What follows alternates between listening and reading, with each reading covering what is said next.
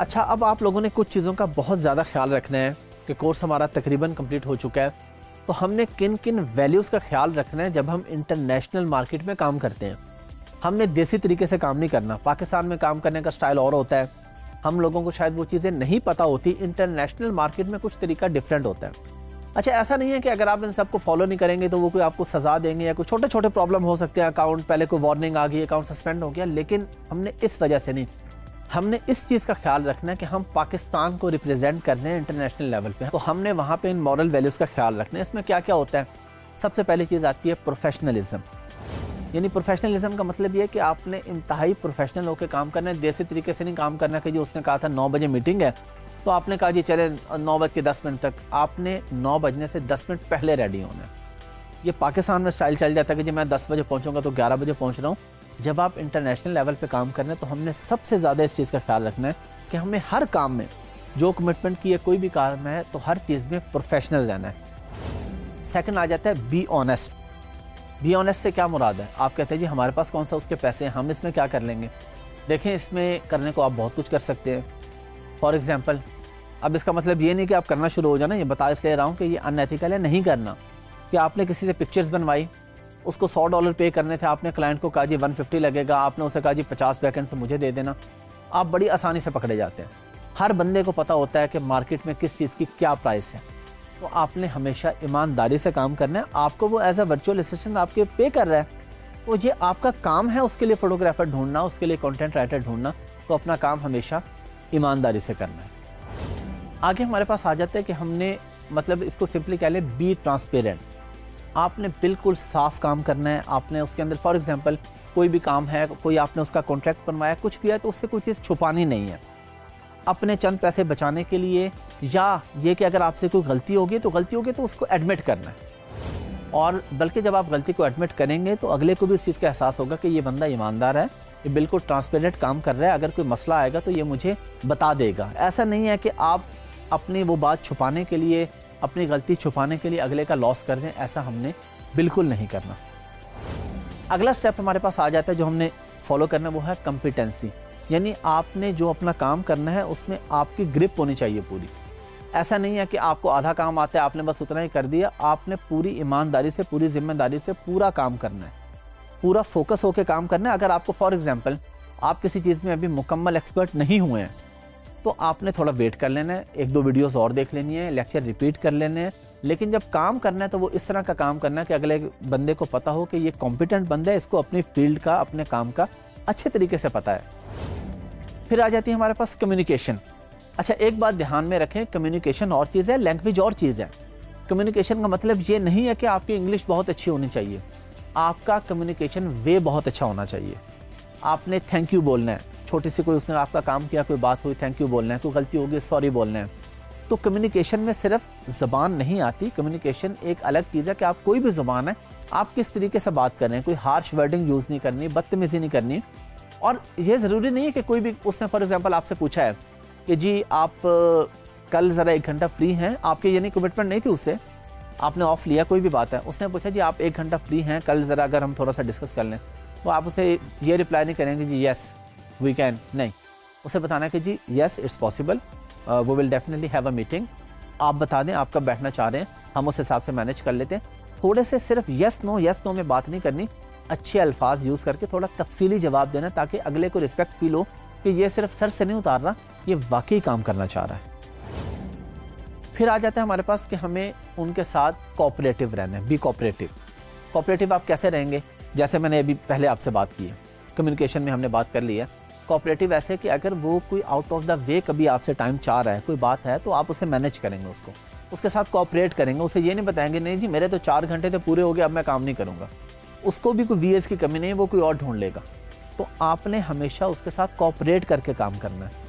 किसी के साथ भी काम करना है तो फॉर एग्जांपल आपने कंटेंट वाले के साथ काम किया, अब आप वीए हैं, आपने क्लाइंट के लिए कंटेंट वाला ढूंढ लिया, उसने आपको लिख के दिया और उसने कहा कि आप भी प्लीज़ एक नज़र देख लें, आप उसे कहें जी मेरा काम नहीं है, मेरी जिम्मेदारी नहीं है। ऐसा नहीं करना आपने, अगरचे आपकी जिम्मेदारी नहीं है, लेकिन अगर वो कह रहा है कि आप देख लें तो आप उसके साथ कोऑपरेट करें, एक नज़र पूरा देख लें। कोई ग्रामरली है या कोई भी ऐप है वो आप भी यूज़ करके देख लें कि कहीं पे कोई मिस्टेक तो नहीं है, कोई प्रॉब्लम तो नहीं है, कुछ भी है तो आप उसके साथ कोई भी मामला है, ग्राफिक डिज़ाइनर है, आपका A+ कंटेंट लिखने वाला है, आपके लिए फोटोग्राफर है, PPC आप चला रहे हैं, क्लाइंट के साथ कोई भी काम है, तो हमेशा एक दूसरे के साथ कोऑपरेट करके काम करें। फिर आपने मीटिंग डेडलाइन का ख़ास तौर पे ख्याल रखना है। अब मीटिंग डेडलाइन से मुराद ये नहीं है कि मीटिंग, इससे मुराद है डेडलाइन को मीट करना।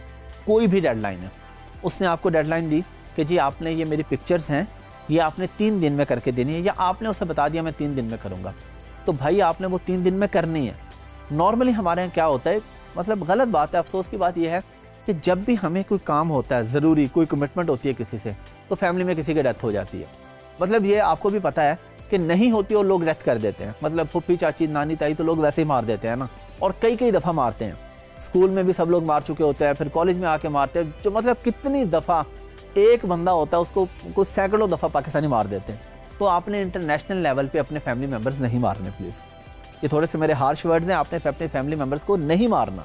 जब अल्लाह ने उन्हें ज़िंदा रखा है या अल्लाह ने जिनको उठा लिया, तो एक दफ़ा उठ के दोबारा नहीं आपने उन्हें उठाना। आपने क्लाइंट को, आपके क्लाइंट को इससे कोई फ़र्क नहीं पड़ता इंटरनेशनल मार्केट में कि आपके फलां फैमिली मेम्बर की डेथ हो गई है, उसे क्या गर्ज है। B organised. बी ऑर्गेनाइज्ड में क्या होगा, एक तो मल्टीपल क्लाइंट्स के साथ और सेम क्लाइंट के साथ भी आपने उसको जो रिपोर्टिंग करनी है वो किसी प्रॉपर फॉर्मेट के थ्रू हो, हर चीज़ चैनलाइज्ड हो। ऐसा नहीं कि उसे व्हाट्सएप मैसेज कर दिया ये काम हो गया, ये काम हो गया।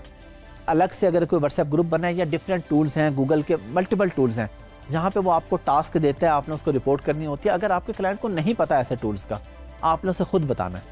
आपने कहना जी ये ऑर्गेनाइज़र है, ये एक प्लानर है, इसके अंदर आप मुझे टास्क देंगे, मैं आपको काम करके दूंगा या काम करके दूंगी। तो आपको पता होगा, आपके पास एक ही ऐप के अंदर सारी डिटेल आ रही होगी कि आपने कब कब मुझे क्या क्या टास्क दिया था और मैंने उसको क्या क्या किया, उसके अगेंस्ट मैंने काम किया नहीं किया, कितने दिन में किया, सब रिपोर्ट्स आ रही होंगी। ये आपने खुद गाइड करना है अपने क्लाइंट को।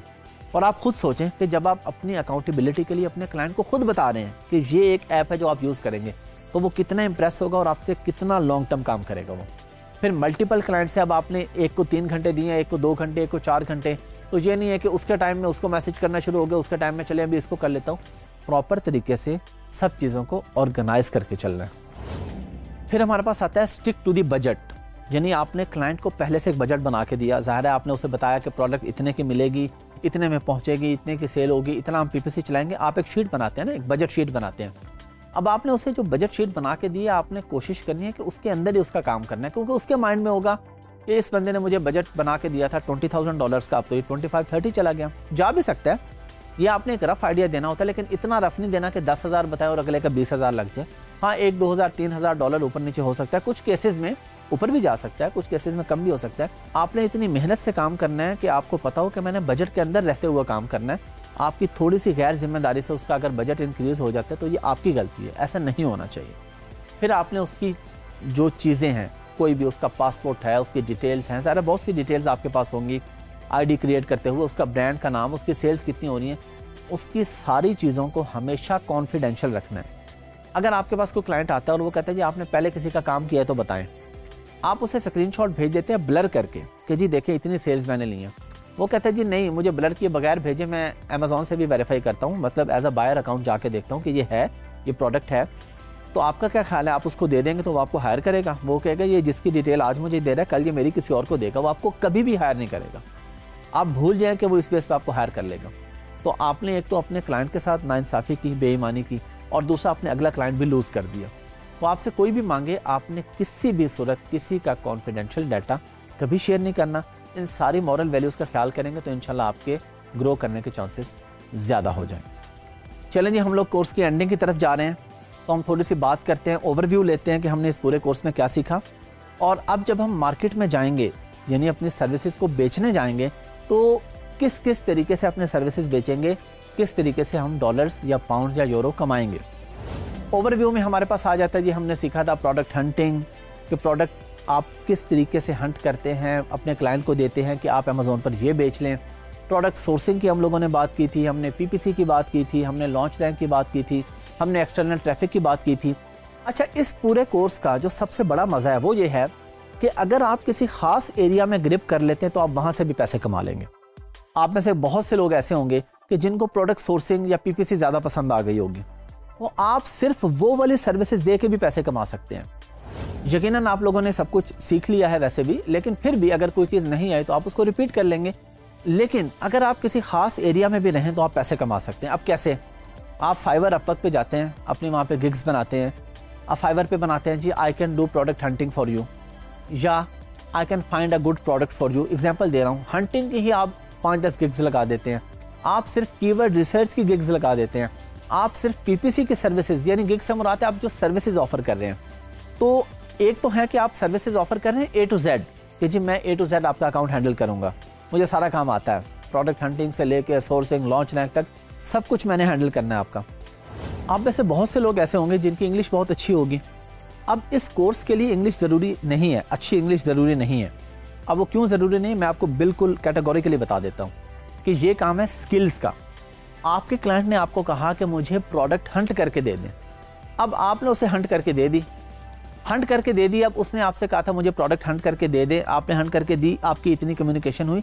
इसमें आपकी कम्युनिकेशन अपने क्लाइंट की हद तक है बस, कि आपने उसको रिपोर्ट करना है। उसमें अगर आप गलत ग्रामर भी यूज़ कर लेंगे वो आपको कुछ नहीं कहने वाला। उसने देखना है कि उसे स्किल से गर्ज है कि मुझे प्रोडक्ट अच्छी दी है।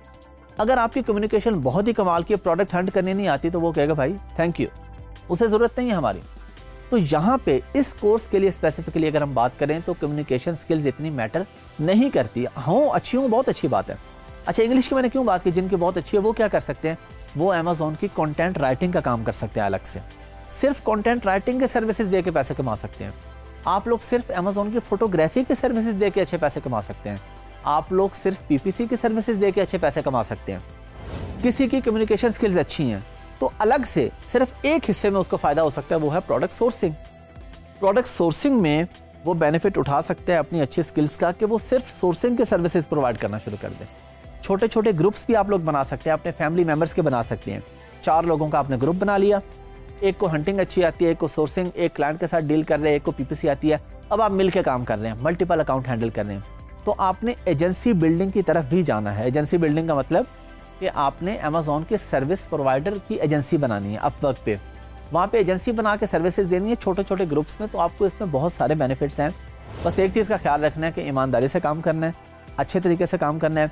डॉलर्स आपको आएंगे, ज़रूर आएंगे इंशाल्लाह, अगर आप मेहनत करेंगे। अच्छा, मेहनत करेंगे तो आप पैसे ज़रूर कमाएंगे। मैं आपको सादा सी बात करता हूँ कि अगर आप में से 10,000 लोगों ने ये सीखा और उनमें से 10 लोगों ने कमाना शुरू किया शुरू में, तो बाकी का ये इतराज़ ख़त्म हो गया जी मुझे तो कोर्स में कुछ समझ नहीं आया। अगर एक को भी आ गया, इसका मतलब है कि बाकियों के अंदर कुछ कमी है। तो आपने कमी अपने अंदर देखनी है कि मेरे अंदर क्या कमी है कि मैं इस चीज़ में नहीं मेहनत कर पा रहा।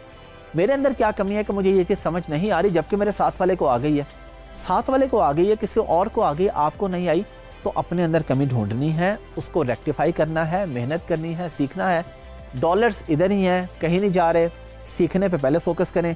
अब क्योंकि आप मार्केट में जाएंगे तो मैंने आपको इससे पीछे एथिक्स का भी बता दिया है, मॉरल वैल्यूज़ का भी बता दिया है, उसका भी आप लोगों ने ख़ास तौर पे ख्याल रखना है। मार्केट में जाना है, काम करना है। कहीं पे कोई प्रॉब्लम आए आपको तो LMS सिस्टम है डिजी स्किल्स का, वहाँ पे आप पूछ सकते हैं। डिस्कशन बोर्ड है, उनका कॉन्टैक्ट नंबर है, आप उस पर कॉल कर सकते हैं। कहीं पे आपको मेरे से हेल्प चाहिए हो, मैं भी आपकी हेल्प करूँगा। हमारी पूरी टीम है, हम लोग एज अ टीम काम करते हैं, मिल के काम करते हैं।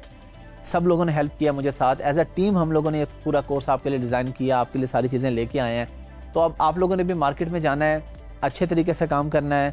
डॉलर्स के पीछे ज़रूर भागना है, लेकिन ऐसे नहीं भागना कि एथिकल वैल्यूज़ पीछे रह जाएं। एथिकल वैल्यूज़ पीछे नहीं रहनी चाहिए। एथिकल वैल्यूज़ को सामने रखते हुए जितने मर्जी डॉलर्स कमाएं, अपने मुल्क का भी फ़ायदा करें, अपना भी फ़ायदा करें।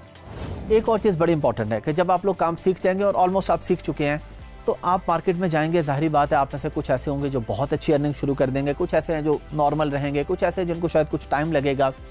तो जब आपकी इनकम एक सर्टेन लेवल से इंक्रीज़ कर जाएगी, यानी जो आप ऑलरेडी कमा रहे हैं या नहीं कमा रहे, आपकी ज़रूरियात से ज़्यादा है, तो उस पर आप दूसरों का भी ख्याल रखेंगे और पाँव फिर भी ज़मीन पर रखने हैं। ऐसा नहीं है कि डॉलर्स बहुत ज़्यादा आना शुरू हो जाए, कमाना शुरू हो जाए, तो अब आप कहें जी अब तो मैं इसको भी नहीं जानता, मैं इसको भी नहीं जानता। तो फैमिली है, फ्रेंड्स हैं, हल्का अहबाब है, उन सब लोगों को साथ लेके चलना है। एक शेर के साथ मैं अपनी बात का इख्तिताम करता हूँ। मैंने पूरे कोर्स में आपको शेर कोई नहीं सुनाया।